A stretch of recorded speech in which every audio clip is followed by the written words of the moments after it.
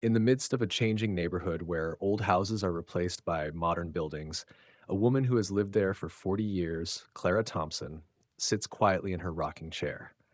One afternoon, as the yellow sunlight gradually fades, she looks out the window, sensing the change that she cannot help but worry about. Feeling like an extra in her own place, Clara has experienced many challenges in her life, from the difficult years of apartheid to the struggles for equal rights. But today, an unexpected event occurs when the siren of a police car sounds, and everything begins to change irrevocably.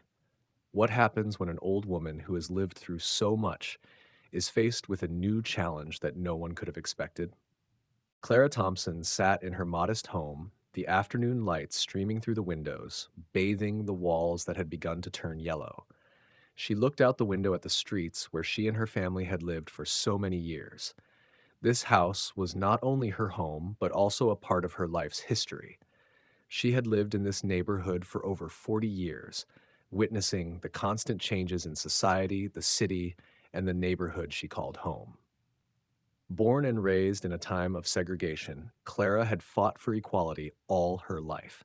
She had participated in the civil rights movement, stood with friends and fellow citizens fighting injustice, and had witnessed many bloody struggles throughout those years. Every morning, Clara saw the old houses, once shelters for poor families, now being gradually replaced by newer, more solid and modern buildings. The neighborhood Clara lived in had changed a lot. The black community where she grew up was gradually being bled by white families moving in, bringing with them construction projects, real estate developments, and changes that made her feel like she was becoming redundant in her own place. She remembered the early days when this neighborhood was quiet, when she was one of the first people to move in. Clara clearly remembered the feeling of peace when this neighborhood was still a close-knit community, with neighbors always ready to help each other, share meals, and tell stories. But now, the change had made everything feel strange. The old neighbors had left, and the new arrivals rarely smiled or said hello. Among the new families who had moved in, the Petersons were one that caught Clara's attention. Sarah Peterson, the middle-aged woman in the family, seemed distant and unapproachable. Although she never said it, Clara always felt something in Mrs. Peterson's eyes whenever she looked at her, a cold, suspicious gaze. It made Clara feel like she was part of the past, an intruder in a space that was no longer meant for her. There were only silent afternoons in Clara's rocking chair as she looked ahead, sighing at the irreversible change. She couldn't stop thinking about what had been lost, but she also knew that she had to keep living, keep standing. That afternoon, Clara sat in an old rocking chair on the front porch, a glass of iced tea in her hand. The last rays of the afternoon light dyed the street, where new houses were gradually replacing the old ones, a golden color. Clara sensed a change in the air, but she couldn't understand why the quiet made her feel uneasy. She had lived in this house for 30 years, witnessing the ups and downs of both her family and her neighborhood. Every afternoon like this, Clara would sit on the porch, relaxing after a day of gardening or helping her neighbors.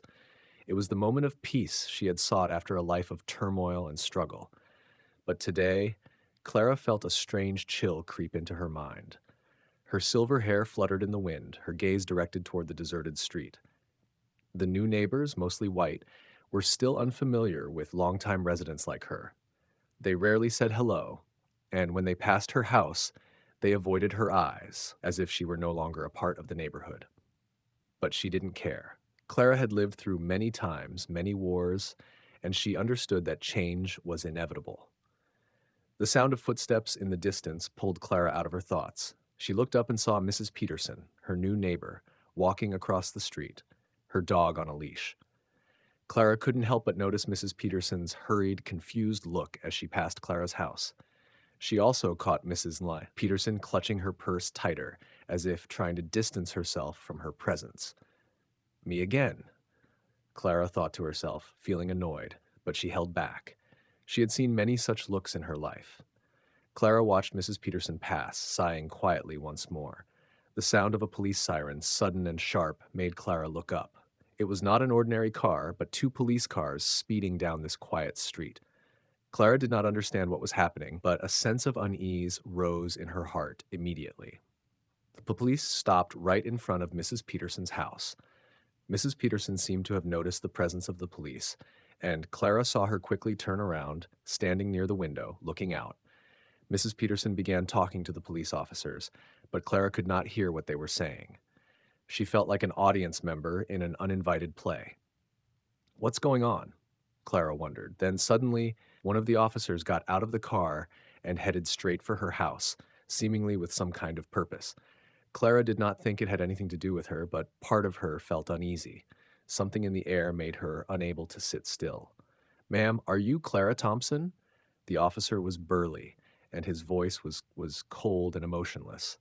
Clara raised her head, trying to keep her composure. She let out a long breath, then nodded.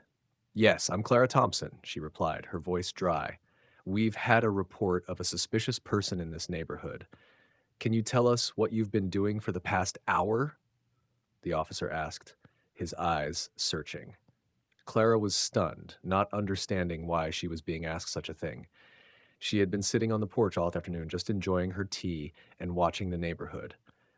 I'm just sitting here and relaxing, Clara replied, her voice calm, but her eyes were starting to flash with worry. I've been doing nothing but sitting here. One of the other officers, a young woman, approached and eyed Clara suspiciously. We've had reports that someone who looks like you has been walking around the neighborhood looking into windows. Can you explain? Clara felt her face heat up. I've lived here for over 30 years. I've never done that. But the young officer wouldn't let up. Then can you prove that you're not the person this resident saw? How can I prove that? Clara couldn't keep the anger out of her voice. The tension was building. The officers started talking quietly to each other, then turned to face Clara. One of them, an older male officer, glanced at Clara with a displeased expression. You'll have to come with us to the station to clear up this situation, the officer said, his voice threatening. Clara felt her anger rising. How many years had she lived here, and now she was being treated like a criminal? She stood up, frowning, but her voice was strong and clear. I'm not going anywhere. She didn't know what was going on, but part of her could sense the discrimination, the injustice happening right in front of her. These officers, for no apparent reason, based on the testimony of a new neighbor, were trying to frame her for a crime she didn't commit. They might be police, but to Clara, they were just people, and she had lived long enough to know that not everyone deserved the power they had. The male police officer was visibly angry.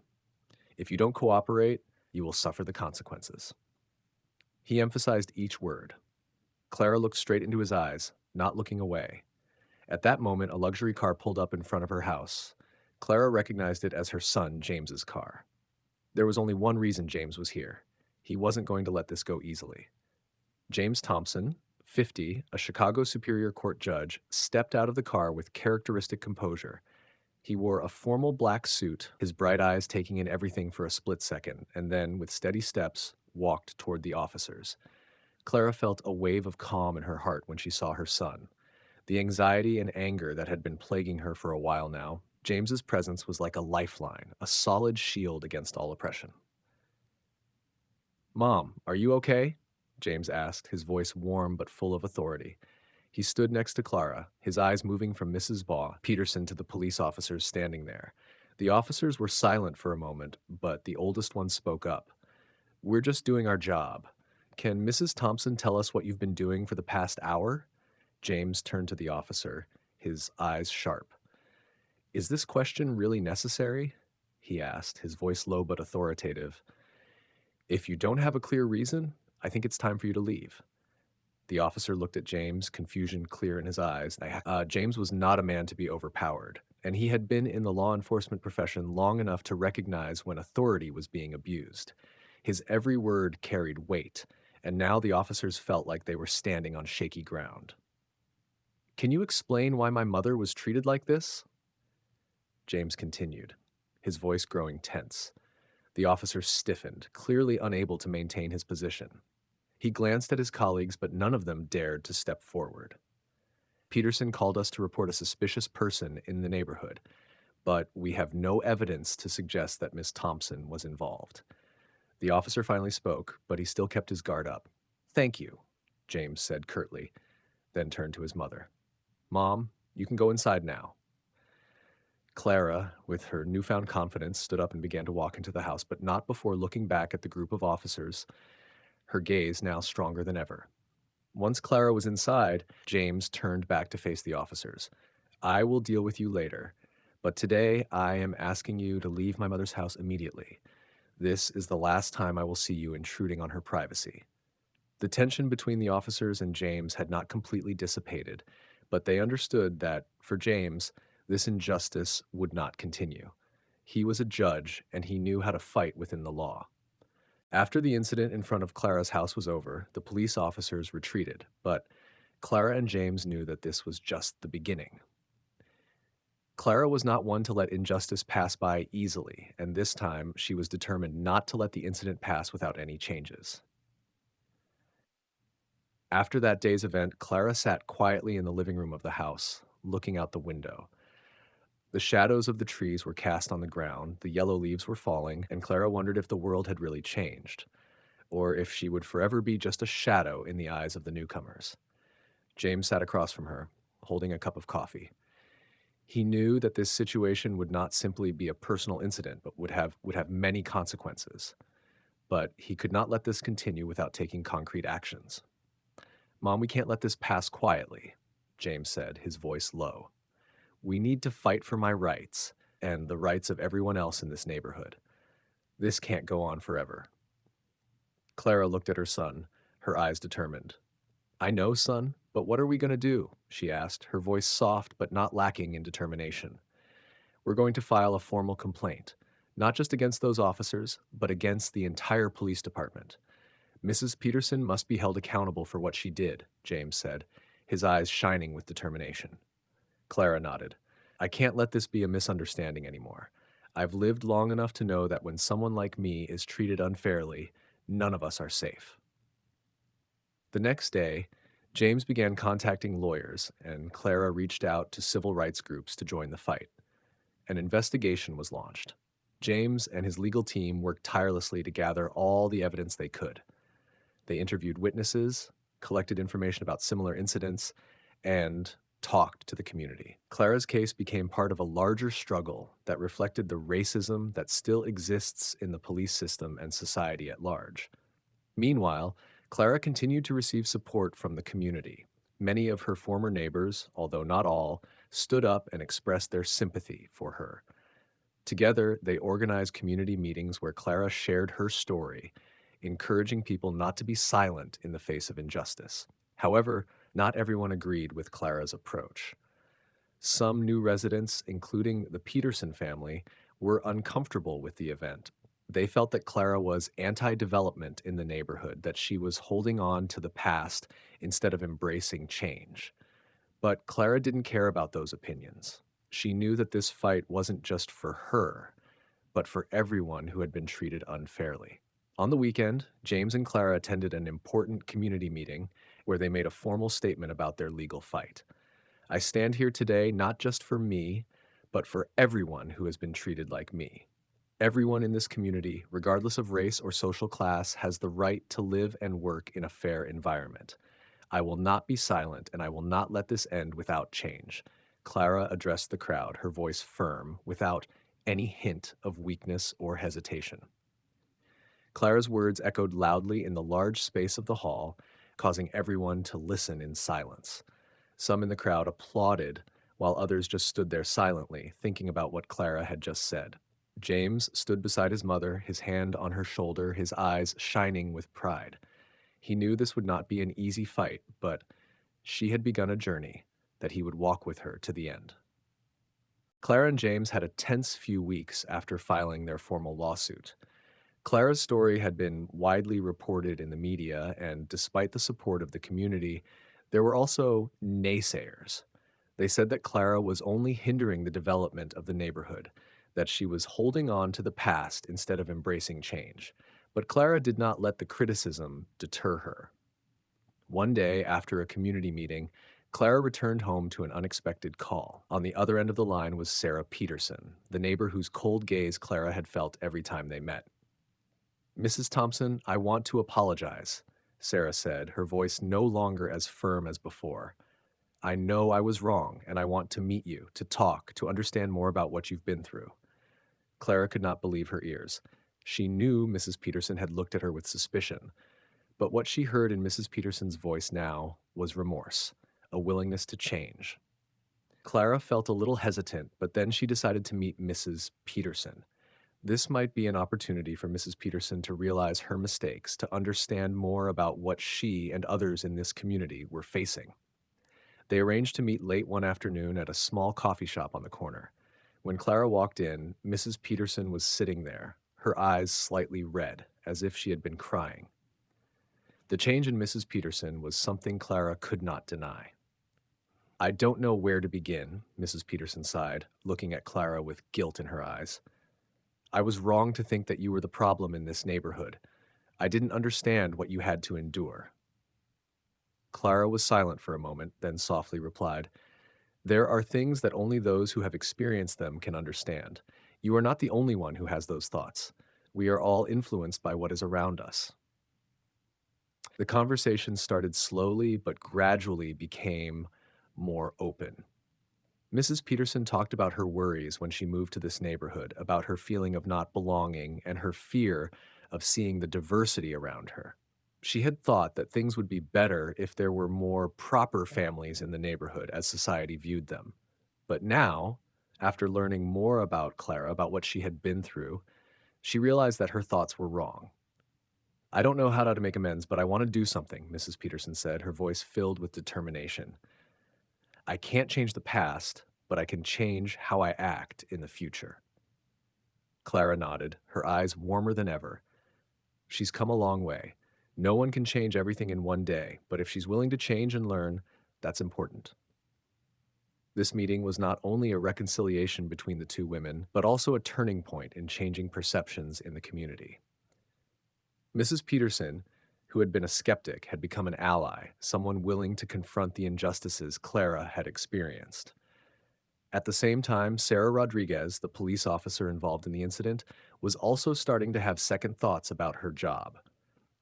Even as a police officer, Sarah couldn't help but notice the abuse of power in the way her colleagues treated Clara. She knew that her job was to protect justice, but the way the officers had treated Clara, without clear evidence, based only on the testimony of one individual, was something Sarah couldn't ignore. One morning, after a tense internal meeting, Sarah decided to go to James. She knew she needed to face the truth, and James was the one who could help her understand her mistakes at work. I can't keep living with this guilt, Sarah sighed when she saw James. I've seen my mistakes, and I can't keep ignoring them. I want to help. James looked at her, not surprised, but with sympathy in his eyes. We need people like you on this force, Sarah, but if you want to help, you have to do more than talk. You have to stand up and face what you see. Sarah nodded. She knew the road ahead wouldn't be easy, but she also knew that if she wanted to change, she had to start with herself. On the afternoon of the community meeting, Clara felt the tension in the air. The participants were all seated, but no one said a word. The air was filled with silence and suspicion, like an unscheduled confrontation where everyone carried an attitude of readiness for the next battle. They might not speak, but their eyes said it all. Clara and James stood at the front of the crowd, looking at the unfriendly faces of the new residents. The new residents in this neighborhood were accustomed to modern life, to what they called development and change. But people like Clara, who had lived here all their lives, could not simply ignore the core values that made this community. We can't keep the old, one of the new residents stood up, breaking the silence. People like you only want to hold on to the past instead of looking forward to progress. Clara looked at the man, her eyes cold, but not lacking in patience. She had heard these words 1,000 times, but this time she knew she could not remain silent. If we do not learn from the past, how can we avoid mistakes in the future? Clara replied, her voice as hard as steel. Those who came before us have endured things you have never experienced. And if we do not acknowledge what has happened, how can we understand the value of real change? She did not know if these people could understand, but she did not care. Clara was not here to convince them, but to affirm that she would not let herself be forgotten in this process of development. Several police officers sat in the corner of the room, silent and motionless. Their stony faces betrayed no emotion, but they all knew that this was an inevitable confrontation. Clara had stood up to them from the beginning, and today she would not let anything slip. Sarah Rodriguez, who had stood up as a whistleblower against injustice in the police force, sat near Clara. She was one of the few in the profession who wanted to face her own mistakes, and today she was no longer silent. Sarah's gaze, strong and determined, did not leave the officers sitting behind her.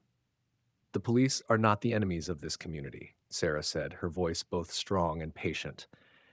"We are part of this community, and our job is to protect people, not create fear." In response, an older officer snorted, his gaze cold and contemptuous. "We always did our job. There was nothing wrong with what we did."